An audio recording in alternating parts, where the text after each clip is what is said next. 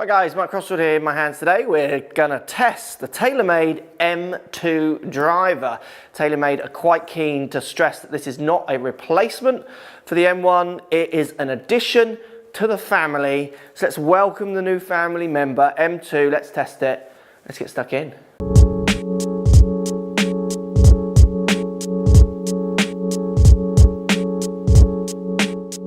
Right, so what are we getting in M2? We are getting the same carbon composite crown. So there is weight being saved in the top, in the multi-material M, but it's being pushed all low and back in this one. So where M1 you get the sliding rails that allows you to dial a perfect CG placement into your kind of spin model, if you like, this one sets you up at 1. So the only adjustability you're going to get on M2 is around the hosel, which is going to change loft and lie a little bit, which might help you dial in some ball flight. You still get speed pockets on this one as well. 460 head, to be honest, when I look down at it from this end, it looks identical to M1. And that's what TaylorMade are stressing, is that this is not a replacement. It is an addition. So what that means is maybe people who have a different genre or different kind of category of buying their products around price. This one's going to come in at a different price point, much cheaper, I would presume, because you're not getting all that adjustability. People who want to dial in a precise ball flight. So you've got to remember, with something like M1, weight back to weight forward is going to manipulate spins by about 300 revs. So that's 300 revs per minute. Not much, not huge. I see people post numbers to me at 4,000 spin with their driver. M1 or any driver is not going to change that, that's you. But if you don't want to dial into those fine numbers, like lots do, so good players and a mixture of players might want to dial in, this one's going to give you kind of one setup, and you can play with the loft to try and maybe hit the right spin numbers, if you like.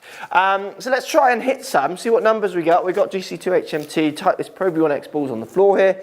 Like I say, putting it down here by the ball, it could be M1 or M2. It looks fantastic. You've got to admit, this driver has always looked very, very good. Now, I've got this set down to an 8-degree loft, or 8.5 I think it is. I've taken 2 degrees off the 10.5 that it comes, because when the CG is this far back, I need to be around a 9, 8.5 to get my optimum numbers. So let's test it and see what we get out of it.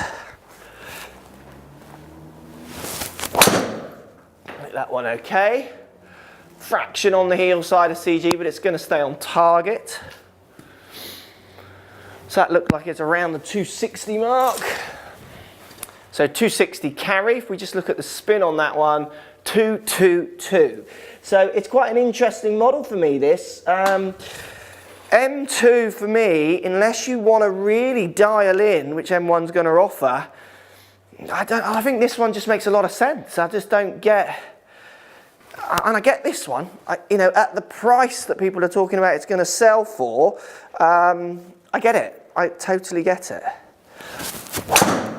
Bit more toey, that one. Didn't quite come back, unfortunately, with the toe. Be interesting if the spin drops on that. Or was it too far on the toe to get the distance? A bit shorter, was it? 258 carry. And that one was spinning at 2,090 revs less, so pretty much the same, 2,200. Let's give it another hit. Sounds good, it makes a nice sound, it's not too loud, sits very square down by the ball. The white to black looks fantastic. Like I say, it does look really good. And it's a pretty big head, or big footprint, I should say, down by the ball, which I think will inspire a lot of confidence for golfers. Hit that one nicely. I thought, yeah, there it is. I lost it. It's almost on the line. That one a little further, a few yards squeeze. So I did hit that one a bit better, I felt. Yeah, 264, spinning at 1.9. So if we just bring those averages up, I mean, that is a good performing product, to be honest. It looks good. It feels good. I'm getting that spinning, averaging 2,150. So that's a way back driver on that, and I've got it set down at lower loft and averaging the 260. You know, it's performing as good as anything that I've really hit out there, to be honest.